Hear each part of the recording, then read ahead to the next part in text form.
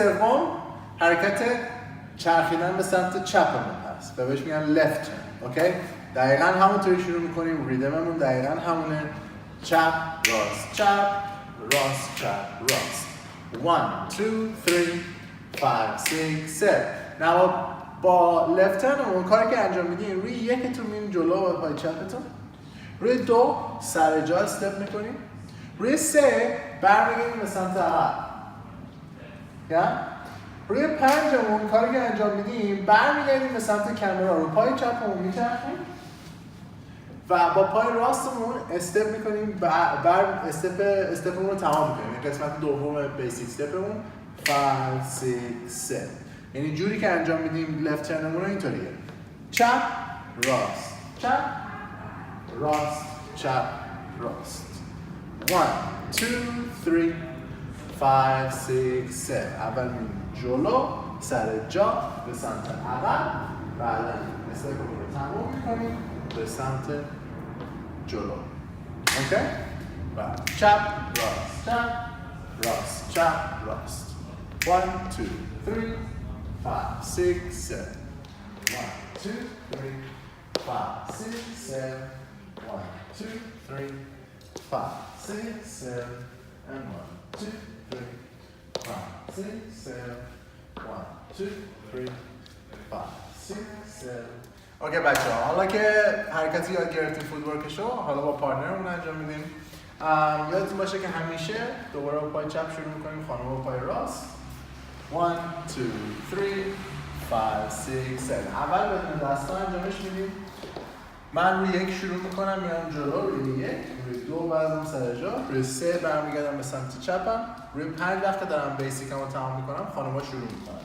5 6 7. 1 2 3 5 6 7. 1 2 3 5 6 7. 1 2 3 5 6 7. A little faster. 1. یکم سریعتر. 5 6 7. 1 2 3 5 6 7 and 1. نحوه انجام دادن این حرکت اینه که باید میشور کنیم که لید میکنیم این حرکت رو، خیلی خوب لیدش میکنیم. لید میکنیم یعنی که این حرکت رو به خانوما وقتی داریم میرسیم باید القا کنیم که میخوایم لفت ترن انجام بشه. و کاری که باید انجام بدیم اینه که روی سمت چپ موقعی که خانوما استپ میکنن روی پنجشون جلو، کاری که میخوام بکنیم که دست راستتون رو بیاریم به سمت خودتون، دست چپتون از خانوما دور کنیم. خب یه بار دیگه امتحان میکنیم. بیسیکمون 1 2 3 روی 5 دست راستتون رو میاریم به سمت خودتون، دست چپتون از خانوما جدا میکنیم. روی 6 دست راست رو ول میکنیم، اجازه بدیم خانوما استپ کنن عقب روی کانت 6شون. روی 7 خانوما برمیگردن به سمت عقب، با دست چپمون خانوما داریم میچرخونیم. روی 1 برمیگردن بیسیکمون 1 2 3 5 6 7. یه بار دیگه جلو 1 2 3. پنج بیاد به سمت شما، انگار که دارین تیر کمان رو میکشید. بعد ول میکنیم کمان رو، خانوما میرن و حرکتشون تمام میکنن. 1 2 3 5 6 7. 1 2 3 5 6 7. 1 2 3. اگه میخوان آقایون انجام بدن این حرکت رو میتونید دست راستتون رو بیارین بالا و دست چپ رو ول کنیم و دوباره بگیریم. 2 3 5 6 7. 1 2 3 5 6 7. 1 2 3 5 6 7. 1 2 3 5 6